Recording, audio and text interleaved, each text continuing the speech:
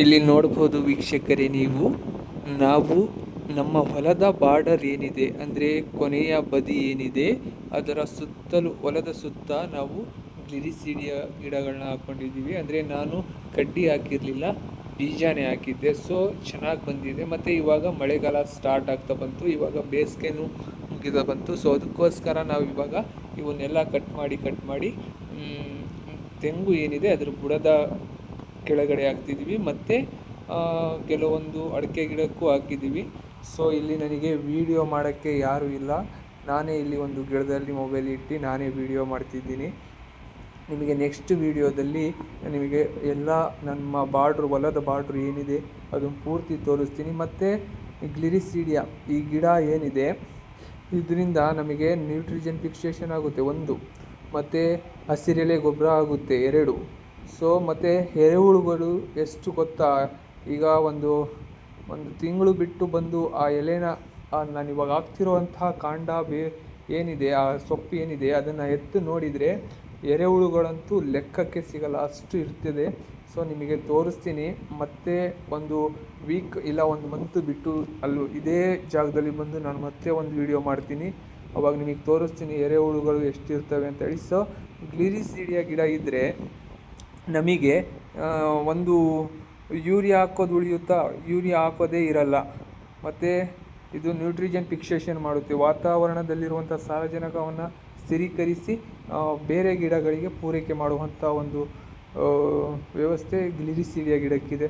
ಮತ್ತು ನುಗ್ಗೆನೂ ಕೂಡ ಅಷ್ಟೇ, ನುಗ್ಗೆ ಅಗಸೆ ಏನಿದೆ, ಮತ್ತು ನಾವು ಅಗಸೆನೂ ಕೂಡ ಹೊಲದಲ್ಲಿ ಹಾಕ್ಕೊಂಡಿದ್ದೀವಿ. ಸೊ ನಮಗೆ ಈಗ ವಿಡಿಯೋ ಮಾಡೋಕ್ಕೆ ಇಲ್ಲಿ ನನ್ನ ಜೊತೆ ಯಾರೂ ಇಲ್ಲ, ಅದಕ್ಕೋಸ್ಕರ ಒಂದು ಗಿಡದಲ್ಲಿ ಹಾಕಿ ನಾನೇ ಒಬ್ಬನೇ ವಿಡಿಯೋ ಮಾಡ್ಕೊಳ್ತಿದ್ದೀನಿ. ಸೊ ದಯವಿಟ್ಟು ನೀವು ಕೂಡ, ಮತ್ತು ಈಗ ಗಾಳಿ ಆಷಾಢ ಗಾಳಿ ಅಂತ ಏನು ಸ್ಟಾರ್ಟು ಗೊತ್ತೋ ಆ ಗಾಳಿ ಕೂಡ ಅವಾಯ್ಡ್ ಮಾಡುತ್ತೆ.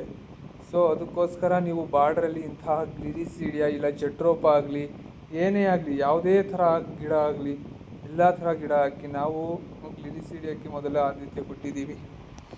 ಮತ್ತು ನೀವು ಕೂಡ ಅಷ್ಟೇ ವೀಕ್ಷಕರೇ, ನೀವು ಕೂಡ ಅಷ್ಟೇ ನ್ಯಾಚುರಲ್ ಫಾರ್ಮಿಂಗ್ ಮಾಡ್ಕೊಳ್ಳಿ, ಒಳ್ಳೆಯ ಉಪಯೋಗ ಇದೆ.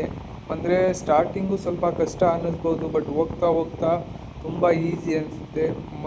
ಸ್ಟಾರ್ಟಿಂಗು ಸ್ವಲ್ಪ ಇದೇನಪ್ಪ ಬೆಳೆ ಸರಿಯಾಗಿ ಬರ್ತಿಲ್ಲ ಏನಿಲ್ಲ ಅಂತ ಅನಿಸುತ್ತೆ. ನನಗೂ ಕೂಡ ಅದೇ ರೀತಿ ಅನಿಸಿತ್ತು, ಇದೇನಿದು ಗ್ರೋತ್ ಆಗ್ತಿಲ್ಲ ಏನೂ ಇಲ್ಲ, ಈ ಗೋರ್ಮೆಂಟ್ ಗೊಬ್ಬರ ಹಾಕೋಣ ಅಂತ ಹೇಳಿ ಸುಮಾರು ಸತಿ ಅನಿಸಿತ್ತು. ಮತ್ತು ಆ ಅಕ್ಕಪಕ್ಕದಲ್ಲಿರೋರಂಥವ್ರು ಸುಮಾರು ನಮ್ಮ ಫ್ರೆಂಡ್ಸ್ ಕೂಡ ಸುಮಾರು ಜನ ಹೇಳಿದರು, ಇದೆಲ್ಲ ಬಿಟ್ಟು ಸುಮ್ಮನೆ ನೀನು ಕೂಡ ಗೊಬ್ಬರ ಹಾಕಿ ಚೆನ್ನಾಗಿ ತೊಗೊಂಬ ಅಡಿಕೆ ಗಿಡ, ಮತ್ತು ಅಡಿಕೆ ಗಿಡಕ್ಕೆ ಮಣ್ಣು ಹೊಡೆಸು ಚೆನ್ನಾಗಿ ಬರುತ್ತೆ ಅಂತ ಹೇಳಿ ಸುಮಾರು ಜನ ಹೇಳಿದ್ದಾರೆ. ಇದುವರೆಗೂ ನಾನು ಮಣ್ಣು ಹೊಡೆಸೋ ಅಂಥ ಯೋಚನೆ ಕೂಡ ನಾನು ಮಾಡಿಲ್ಲ.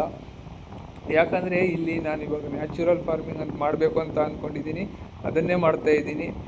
ಸೊ ದಯವಿಟ್ಟು ನೀವು ಕೂಡ ನ್ಯಾಚುರಲ್ ಫಾರ್ಮಿಂಗ್ ಮಾಡಿ, ಮತ್ತು ಕಳೆನಾಶಕ ಕೀಟನಾಶಕನ ಸ್ವಲ್ಪ ಅವಾಯ್ಡ್ ಮಾಡಿ ಭೂಮಿನ ಕಾಪಾಡ್ಕೊಳ್ಳಿ.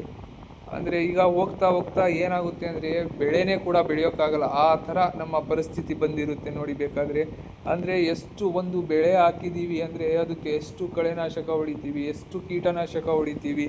ಉದಾಹರಣೆಗೆ ನೀವು ನೋಡಿ, ಈರುಳ್ಳಿ ಮುಂಚೆ ಅಂದರೆ ಸುಮಾರು ಒಂದು 5-6 ವರ್ಷದ ಹಿಂದೆ ನಾವು ಈರುಳ್ಳಿ ಹಾಕ್ತಿದ್ವಿ. ಸೊ ಅವಾಗ ಅಷ್ಟೊಂದು ಕಳೆನಾಶಕ ಆಗಲಿ ಕೀಟನಾಶಕ ಆಗಲಿ ಅಷ್ಟೊಂದು ಬಳಸ್ತಾ ಇರಲಿಲ್ಲ. ಇವಾಗ ಈರುಳ್ಳಿ ಚೆಲ್ದಾಗಿಂದನೂ ಕೂಡ ಅದಕ್ಕೆ ಕಳೆನಾಶಕ ಕೀಟನಾಶಕ, ಈ ರೋಗ ಬಂತು ಆ ರೋಗ ಬಂತು ಅಂತ ಹೇಳಿ ಸುಮಾರು ಸತಿ ಅದಕ್ಕೆ ಔಷಧಿ ಸಿಂಪರಣೆ ಮಾಡ್ತೀವಿ. ಸೊ ಆದಷ್ಟು ನೀವು ನ್ಯಾಚುರಲ್ ಫಾರ್ಮಿಂಗ್ ಮಾಡಿ, ಅದಾಗದೇ ಈ ರೋಗ ಬಾಧೆಗಳು ಏನಿದೆ ಅದಾಗದೇ ಅವಾಯ್ಡ್ ಆಗುತ್ತೆ. ಸೊ ಅದಕ್ಕೋಸ್ಕರ ನಾನು ಹೇಳ್ತಾ ಇರೋದು.